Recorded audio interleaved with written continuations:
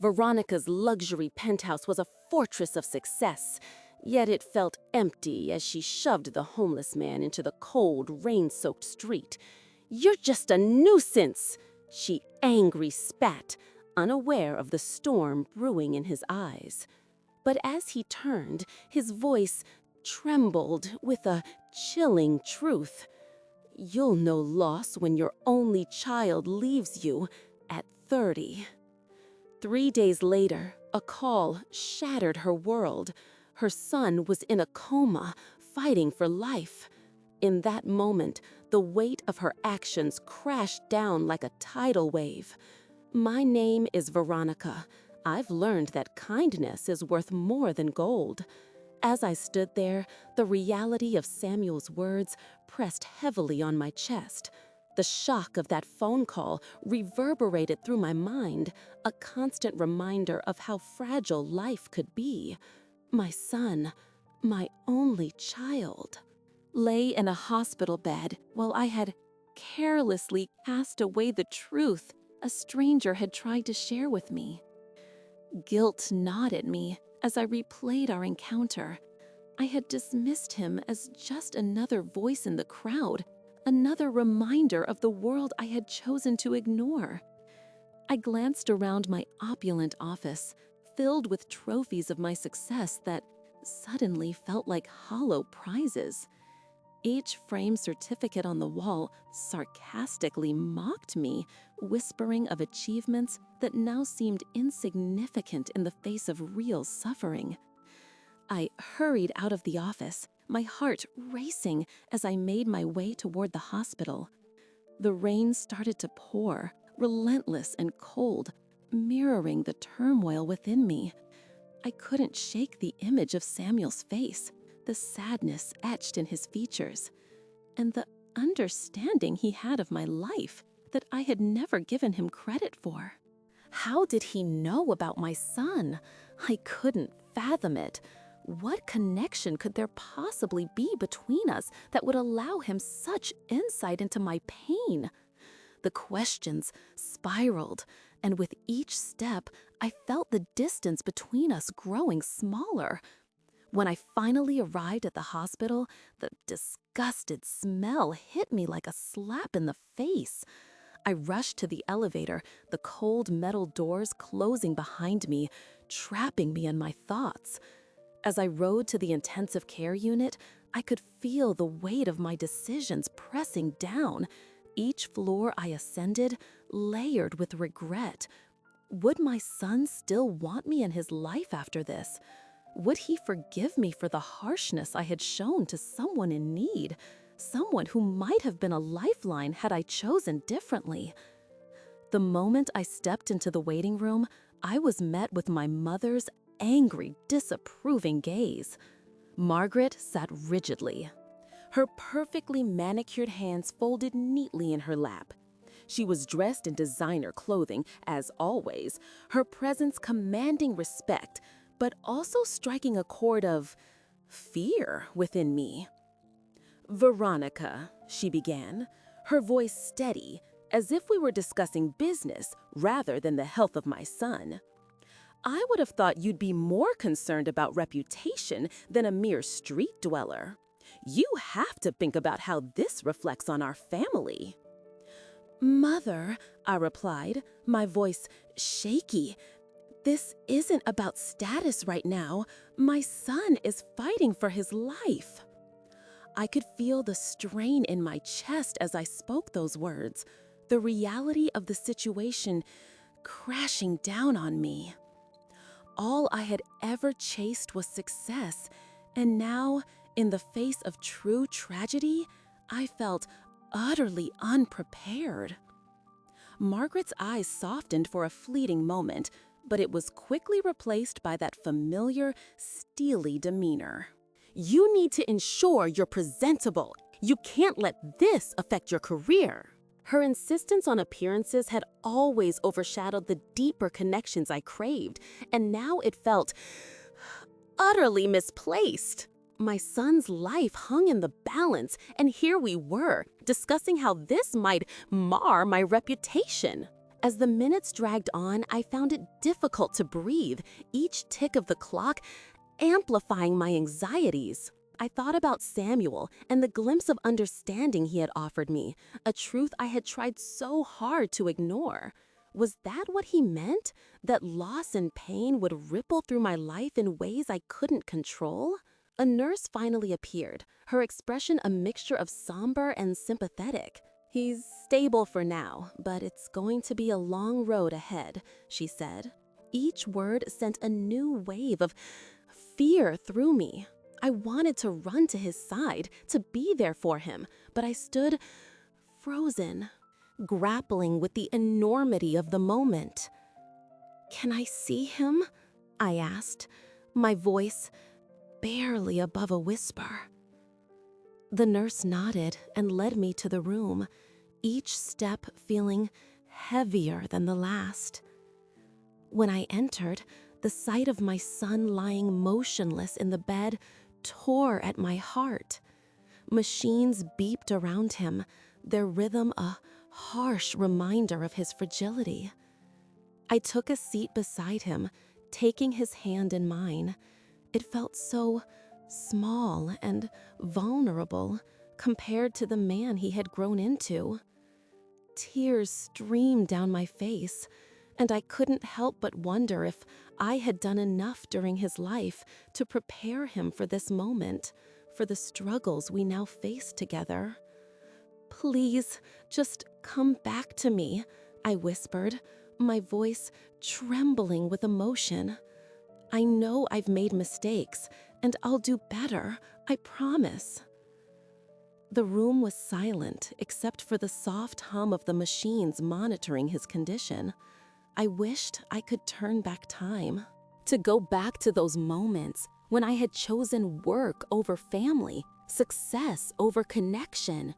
I had let my ambition blind me to what truly mattered.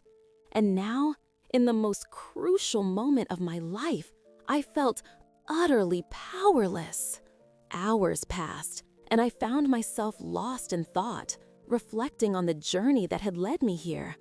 I recalled my upbringing, the values my mother instilled in me, success, status, wealth. But as I looked at my son, I understood that those lessons had come at a cost. I had sacrificed the bonds that truly mattered in pursuit of a hollow vision of success, and it was time to make amends. The realization hit me like a wave, and I resolved then and there that I would do whatever it took to ensure my son knew he was loved, that he was worth more than any title I could ever earn. As I sat there, I remembered Samuel and the wisdom he had shared, the painful truths I had initially dismissed. I felt a flicker of hopeful determination ignite within me.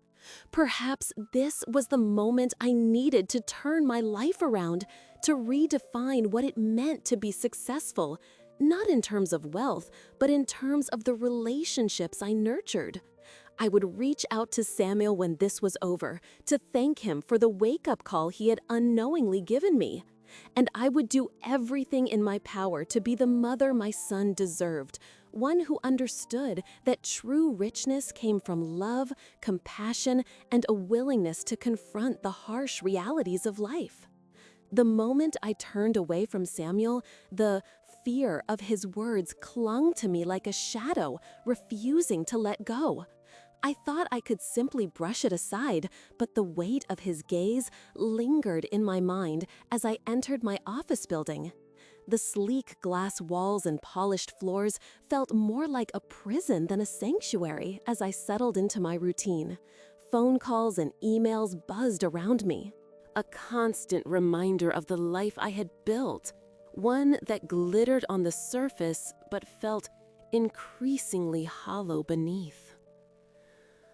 I sat at my desk, surrounded by accolades and awards that once filled me with pride, but now they seemed like ghostly reminders of the relationships I had neglected in my pursuit of success.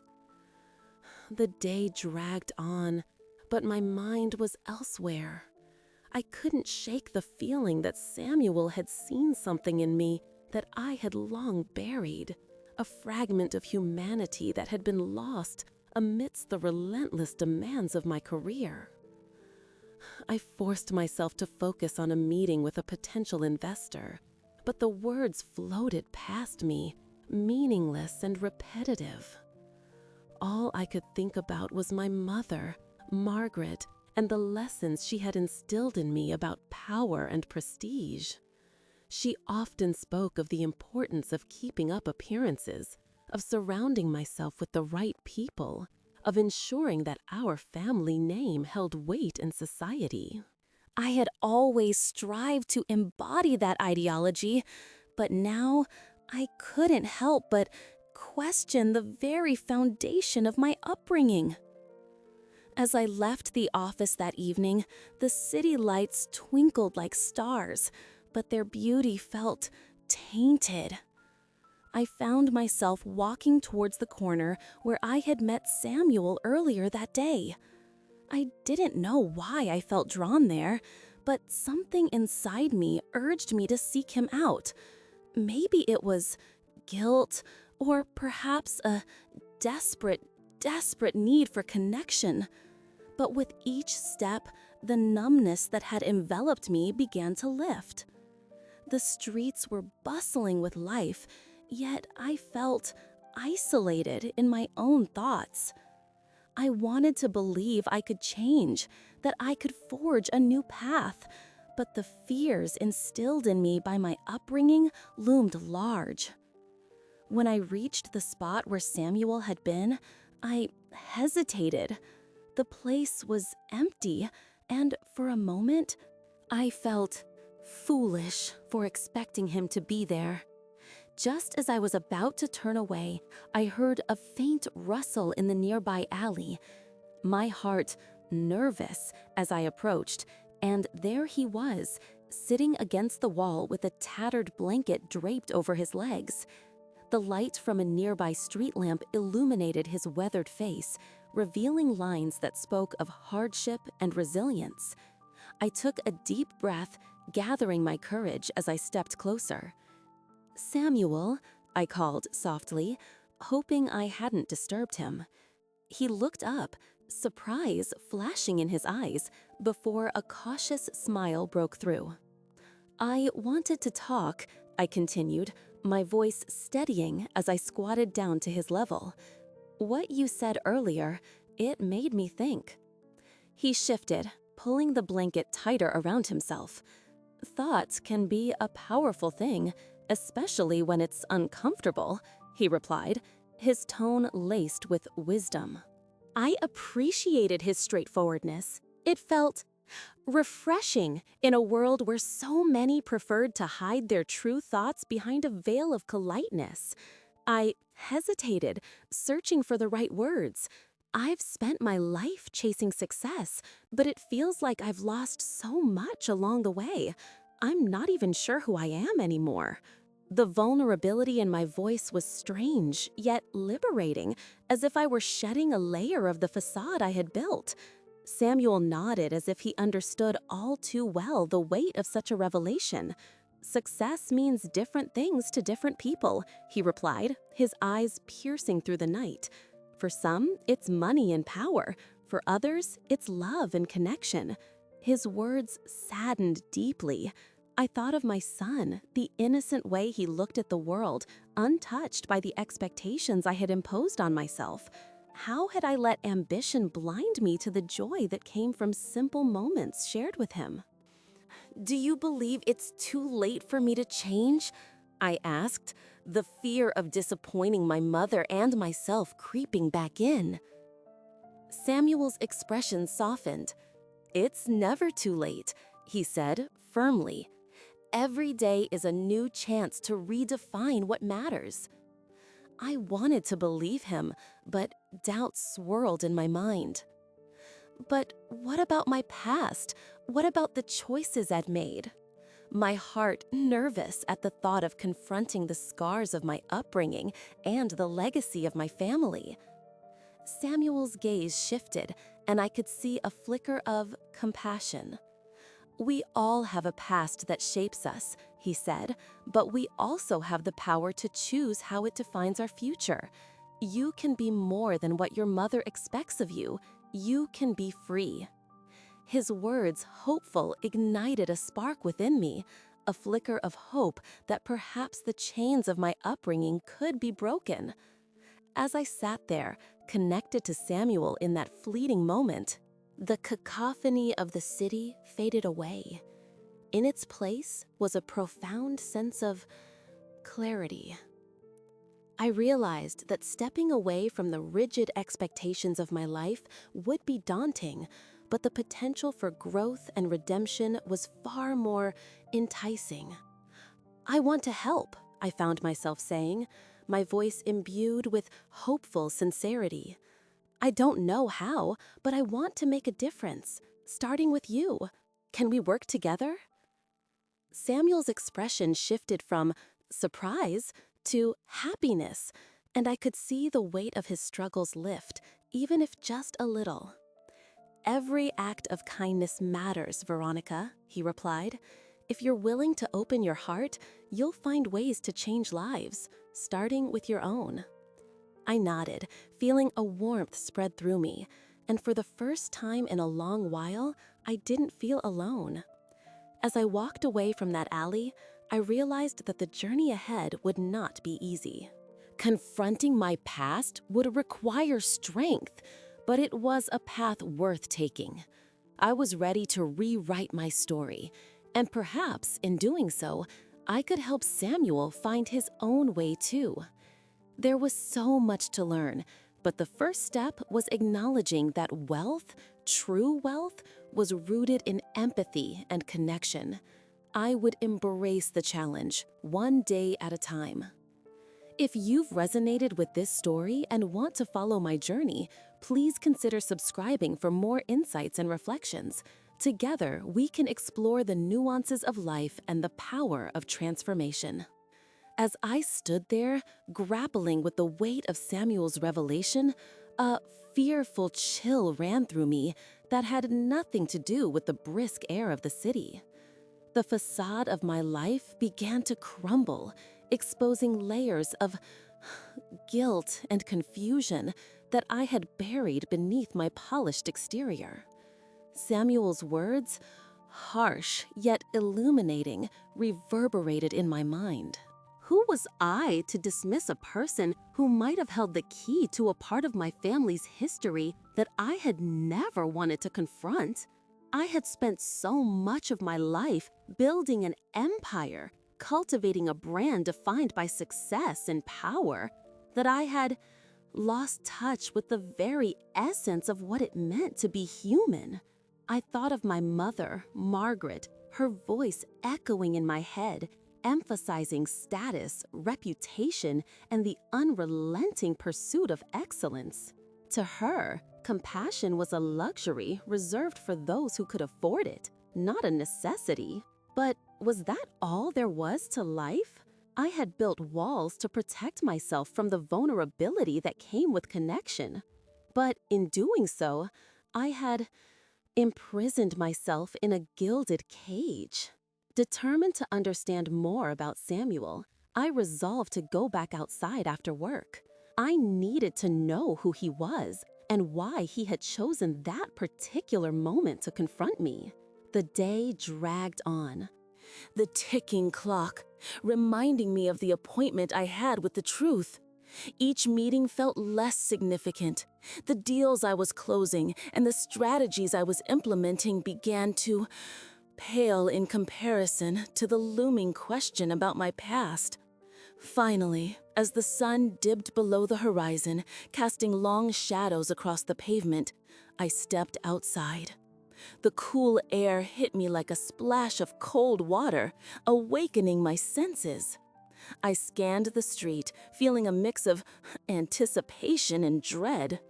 There he was, sitting on the same bench, the streetlight illuminating his weary face. I approached him, my heart pounding, unsure of what I would say. "Samuel?" I hesitated, his name feeling foreign on my tongue. "Can we talk?" His eyes narrowed slightly, as if assessing my intentions. There was a flicker of recognition in his gaze, but also a caution that made me acutely aware of the chasm between us. He nodded, and I gestured for him to move a bit closer so we wouldn't be overheard. "I didn't mean to be so harsh earlier," I started, my voice softer than I intended. "I was taken aback by what you said. I need to know more." He studied me for a moment, his expression inscrutable. "People like you don't come to talk to people like me," he replied, his tone a mix of skepticism and resignation. I could feel the weight of my privilege in his words, a stark reminder of the societal chasm I had taken for granted for so long. "You're right," I admitted, feeling vulnerable. "But I want to understand. You mentioned my family, my mother. What do you know?" Samuel shifted, pulling his jacket tighter around himself, as if my question had exposed him to an unwanted chill. "Your mother, she didn't always have that facade of wealth. There was a time when her family struggled, just like mine. But she clawed her way up. And the things she did to get there, it left scars." The pieces of the puzzle began to fall into place, creating a picture I had long tried to ignore. My mother's ruthless ambition had come at a cost, one that perhaps I had inherited without realizing it. "Scars?" I echoed, feeling a mix of surprised, curiosity, and fear. He looked away, staring out into the street where the life of the city continued to hustle and bustle, seemingly indifferent to our conversation. She made choices that hurt others, decisions that benefited her while leaving people like us behind. I'm not sure if she ever realized the cost. I couldn't fathom the implications of his words, but deep down, they resonated with a painful familiarity. My mother had instilled in me a belief in success at any cost, and now I was faced with the possibility that the very foundation of that success was built on the suffering of others. "I don't want to be like her," I confessed, my voice trembling. "But it's all I've known. I've spent my whole life trying to build something meaningful, yet I feel more lost than ever." Samuel turned to face me fully, his eyes piercing yet compassionate. "Sometimes the only way to find your way is to confront the past. You have a choice, Veronica. You can continue down the same path, or you can break the cycle. It's not easy, but it's necessary." His words echoed in my mind like a mantra, igniting a flame of determination within me. I realized that Samuel was not just a homeless man. He was a messenger of the truth I had been avoiding. This encounter was a hopeful turning point, a chance to redefine who I was and what I stood for. I had the power to forge a new legacy, one rooted in understanding and compassion rather than status and power. "Will you help me?" I asked, not fully aware of what I was committing to. The vulnerability in my voice surprised even me, but I knew I needed guidance. A small smile broke on Samuel's face, as if he saw a hopeful spark of hope in my plea. "Let's start by listening, truly listening, to those who have been affected by your mother's choices. Only then can you begin to heal." In that moment, I made a silent vow to not only confront my family's past, but also to create a future where compassion and connection would be my guiding principles. Perhaps true wealth could be measured not by what I owned, but by the relationships I nurtured and the lives I touched. As I walked away, I felt a newfound sense of purpose igniting within me, ready to embrace the journey ahead. I knew I had to confront my mother, Margaret. She had always insisted that success meant power and control, and I had absorbed those lessons like a sponge. But now, standing on the precipice of revelation, I felt the need to challenge everything I had been taught. The way Samuel had looked at me, with a mixture of pain and familiarity, haunted my thoughts. There was a truth in his words that I couldn't ignore. My past wasn't just a series of decisions I had made. It was a tapestry woven with the lives of others, many of whom had suffered because of my family's relentless pursuit of status. That evening, as I approached our family estate, the grand facade loomed over me like a judgment. The manicured lawns and ostentatious decorations felt gaudy rather than inviting. Each step towards the front door felt heavier, laden with the weight of my intentions. I had rehearsed this conversation 1,000 times in my mind, yet nothing could prepare me for the reality of facing my mother. When I stepped into the foyer, the familiar scent of polished wood and fresh flowers greeted me, but instead of comfort, it elicited a sense of confinement, as if the walls were closing in on me. Margaret was in the living room, seated with her customary poise, a glass of wine in hand. She looked up from her phone, a mixture of surprise and anger on her face. "Veronica, you're home late. Have you been working?" Her tone was angry, as if my late return was a personal affront to her carefully curated schedule. "I need to talk to you," I replied, trying to steady my voice. I had spent years crafting a confident facade, but now I felt sad and raw. Her expression shifted, and I saw a flicker of concern, quickly masked by the practiced indifference I had come to expect. "What could be so urgent?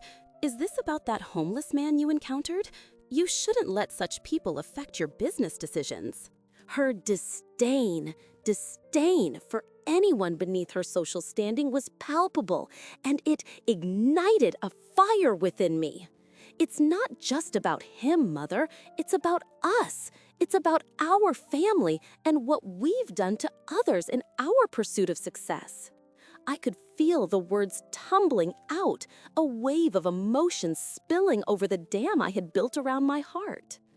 Did you ever stop to think about the people we overlook, the lives we destroy just to climb higher on the social ladder? Margaret set her glass down, the sound echoing in the silence that followed. Her eyes narrowed, and I braced myself for the familiar lecture. "Veronica, you cannot let sentiment cloud your judgment. In our world, you have to be ruthless to survive. Compassion is a luxury we cannot afford." "Is that really how you feel?" I challenged, my voice rising. "I've spent my life trying to prove myself to you, but I'm done living by your rules. I want to make a difference, and it starts with recognizing the humanity in everyone, even those who have nothing."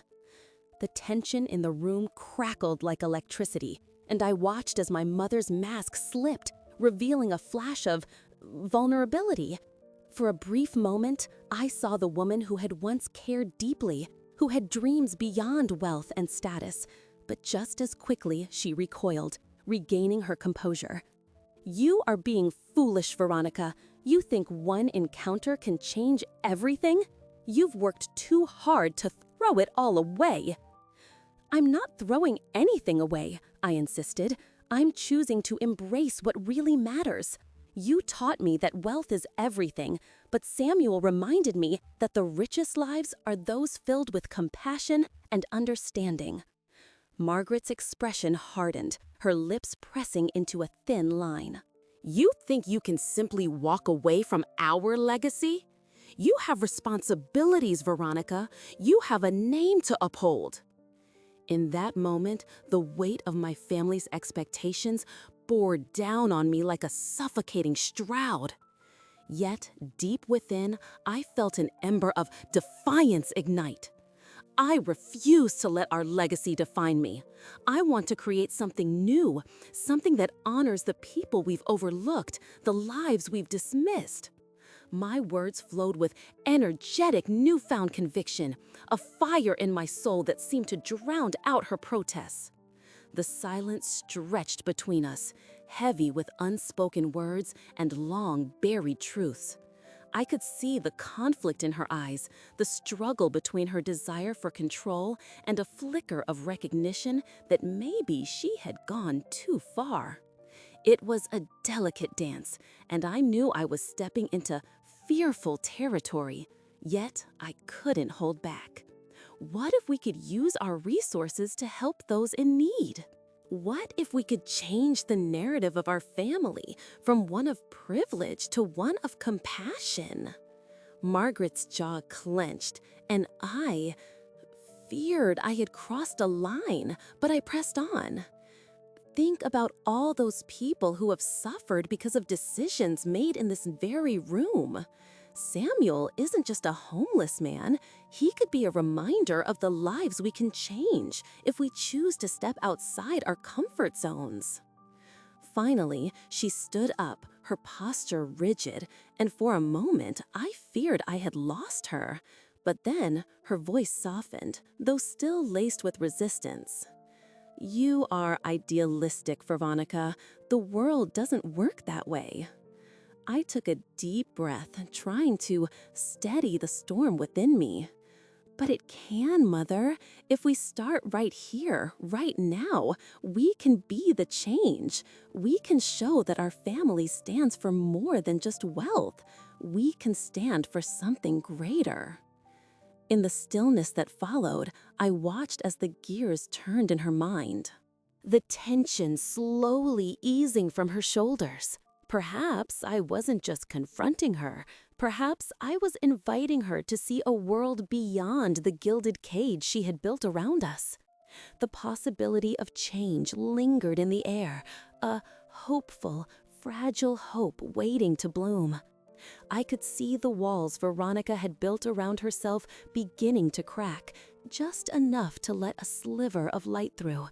Her breath was a little less stilted now, and her gaze had softened as she seemed to search for something, perhaps a way out of her own isolation.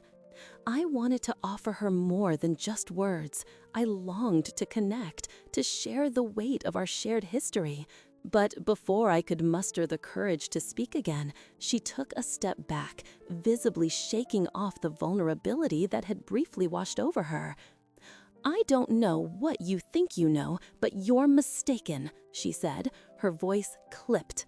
The fire that had sparked in her eyes dulled again, and I could see that she was retreating back into the safety of her armor. I couldn't let her slip away just yet. There was desperate at stake.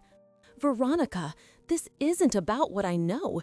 It's about what you feel deep inside, I urged, my heart pounding with urgency. I could sense the turmoil she held within her, a storm of emotions battling for release. She took another step back, her heels clicking against the pavement. I knew she was torn between the life she had created and the truth I was offering her. My past is my business, she retorted, a hint of desperation lacing her words. I've worked hard to build my life, to escape the limitations that came with it. Is that truly what you wanted? I pressed, gently. To escape or to forget? Her eyes flickered with something that resembled anguish, and I realized she was wrestling with the very essence of her identity. Behind the designer clothes and polished demeanor lay a woman who had endured more than she let on, someone who had desperately tried to outrun the shadows of her upbringing. In that moment, I thought of Margaret, her mother, the architect of Veronica's relentless pursuit of status and success. I could only imagine the pressure that had shaped Veronica's life, the weight of expectations that must have suffocated her spirit. Margaret instilled a sense of worth in you that's tied to your achievements, but life is so much more than that, I continued. You're more than your bank account, more than the titles you hold. What do you truly want, Veronica? For the first time, I saw a flicker of uncertainty cross her face, a crack in the armor she wore so fiercely. I want to be respected, she finally whispered, the bravado in her voice fading. I want to be seen as someone who has made it. But what if you could be respected not for your wealth, but for your kindness? I countered, my words pouring out with the energetic fervor of someone who understood the power of compassion.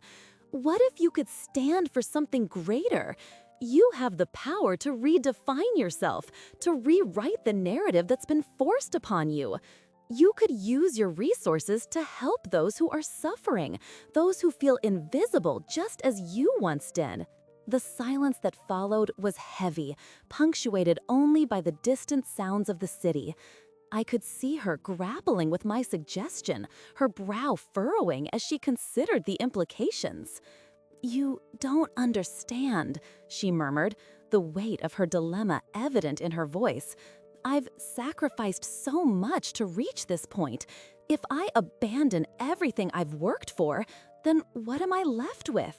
"You're left with the chance to live a life filled with purpose," I replied, taking a step closer to her. "You might find that the connections you forge, the people you choose to uplift, will bring you more fulfillment than any boardroom victory ever could. Imagine using your influence to create change, to lift others from the shadows you once knew." As my words hung in the air, a flicker of something bright sparked in Veronica's eyes. I could see her weighing the possibility of a different life, one unbound by the shackles of her past. "I've never considered that before," she admitted, her voice barely above a whisper. "I've always thought that to succeed meant to climb higher, to leave behind anything that felt like weakness. But what if there's strength in vulnerability?" "Yes," I said, my heart swelling with hope. "Strength isn't measured by wealth or status. It's found in the willingness to connect and empathize with others. You have the power to inspire, to break the cycle of neglect that's haunted your family for generations." Veronica's gaze drifted to the bustling street behind me, her mind clearly racing with possibilities. I held my breath, waiting for her to decide whether to embrace this new vision. "What do I do?" she finally asked, her voice shaking slightly. "Start small," I suggested, feeling the momentum building between us. "You can begin by listening to the stories of those around you, by acknowledging their struggles. Perhaps it's time to invest in initiatives that matter, to put your resources toward uplifting the community. You'd be amazed at the impact it can have, not just on their lives, but on your own." Tears began to well in her eyes, and I felt a surge of empathy for all that she had endured and all she was ready to confront. "I can't believe I'm even having this conversation," she murmured, a mix of disbelief and hopeful coloring her words. "I've spent so long avoiding my past that I forgot how to embrace my future." "Your future is yours to shape, Veronica," I reassured her gently. "And it starts with a choice. Share your story and let others share theirs. You might find that in the act of giving, you will also find the strength to heal." I saw a transformation beginning to unfurl within her, a realization that the path forward could lead to a life she had never imagined possible. In that moment, we were no longer just two strangers on a city street. We were two souls connected by the threads of our experiences, each searching for redemption in a world that often overlooks the most vulnerable. As I watched the dawn of a new understanding settle in her heart, I felt a swell of hopeful encouragement for others in similar situations. Everyone has a story, and sharing those stories can create bridges across divides. I hoped that through Veronica's journey, others would be inspired to step out of their own confines and embrace the power of compassion, connection, and change. As Veronica stood there, the weight of Samuel's words enveloped her like a thick fog, obscuring her vision and leaving her gasping for clarity. She was a woman of power and influence, yet in that moment, she felt desperate, utterly powerless against the tides of her own memories. The world around her, the sharp angles of glass and steel that comprised her office building, seemed to blur, and she struggled to reconcile her reality with the surprising truth that Samuel had revealed. Was it really possible that the path of her life, meticulously paved with achievements and accolades, was built on the crumbling foundations of her family's misdeeds? I watched her as she grappled with the weight of her realization, the clash of her pristine image and the murky depths of her family's history colliding in a tumultuous storm within her. It was unnerving, yet oddly beautiful, a rebirth through chaos. I hoped she would emerge from it with a newfound sense of purpose. "I don't know what you're talking about," she finally managed to stammer, though the tremor in her voice betrayed her. Her denial was a reflex, a last-ditch effort to shield herself from the uncomfortable revelations pressing down upon her. She cast her eyes to the ground, as if searching for answers in the cracks of the pavement. "You don't know anything about me." "Don't I?" Samuel replied, his voice calm, yet resonating with an authority that caught her off guard. "You wear that power like a shield, but it can't guard you from your past. You've built walls, but those walls were created to hide the truth. It's not enough to ignore it, Veronica. You have to confront it." His words hung heavy in the air, and I could see them taking root in her mind, challenging the very essence of her identity. I was on the sidelines of this emotional chess game, feeling the tension rise as the stakes grew higher with every passing second. Samuel's eyes, though weary and sunken from years on the streets, held a depth of understanding that seemed to pierce through the walls Veronica had so carefully constructed.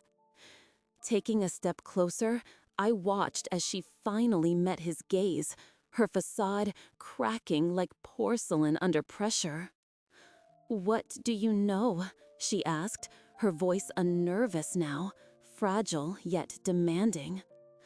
I could sense the battle raging inside her, the pull between her instinct to retreat and the undeniable urge to uncover the truth that was slowly rising to the surface. Samuel took a deep breath, his own history playing in his mind like a film reel. "Your mother, Margaret, she often spoke of status and success, didn't she? But what of the lives that were trampled in the pursuit of that success?" His question resonated, a mirror reflecting the values Veronica had grown up with. "I knew your family before they became the elite. I was a part of a world that your mother swept under the rug, the stories and struggles that didn't align with her vision of perfection. There's a reason I'm here, and there's a reason you're not at peace." Veronica's expression shifted, a cocktail of surprise, shock, and curiosity. I could see the cogs of her mind turning, grappling with the implications of Samuel's revelations. With every layer he peeled back, the foundation of her carefully constructed identity trembled. In that moment, she was not just a businesswoman. She was a daughter, a sister, a survivor of her own history. "What do you want from me?" she asked, her voice laced with vulnerability. I could feel her walls beginning to crumble, but I knew this was just the beginning. It was the opening of Pandora's box, and the chaos contained within could reshape her life entirely. "I want you to remember," he replied, softly. I want you to acknowledge the past so it doesn't haunt you anymore. Only then can you find a path forward, one that isn't paved with guilt or denial. He paused, allowing his words to sink in. You're more than your mother's expectations. You have the power to change the narrative, to rewrite your story. There was a flicker of hopeful realization in Veronica's eyes, a glimmer of hope intertwined with her fear. I felt the air thicken with possibilities, the tension between what was and what could be hanging like a fragile thread waiting to be pulled. This encounter was not simply about Samuel and Veronica. It was about reclaiming her life, her choices, and her agency. I don't know how, she admitted, her voice breaking. There was a raw honesty in her admission that struck me deeply. This was the essence of transformation, acknowledging one's limitations and the desire to move beyond them. Start by listening, Samuel replied, a gentle, gentle reminder that the journey of understanding begins with the willingness to hear stories, even when they are difficult. There are many voices out there, people who have stories to tell. You've spent so long focusing on the numbers and the accolades, but it's time to connect with the humanity behind those statistics. As I observed the exchange, I realized that this was a pivotal moment for both of them. Samuel was offering Veronica a lifeline, a chance to reconnect with the very essence of what it meant to be human. She could either take that step into the unknown or retreat into the comfort of her past, but I sensed she was ready for change. Veronica took a deep breath, her eyes glistening with unshed tears. "What if I fail?" she whispered, the fear of vulnerability shining through. Then you try again, Samuel encouraged, his voice confident and reassuring. Failure is just another step on the journey. The real failure lies in never trying at all. For the first time, I felt a shift in her energy, a hopeful resolve forming within her. She was beginning to understand that her past did not dictate her future. With every word exchanged between them, the walls she had erected started to fall away, revealing a woman capable of compassion, change, and connection. In that moment, I knew this was just the beginning of a long and challenging path, but one that Veronica was finally willing to embark on. Samuel was no longer just a homeless man in her eyes. He was a guide, a reminder that healing often starts in the most unexpected places.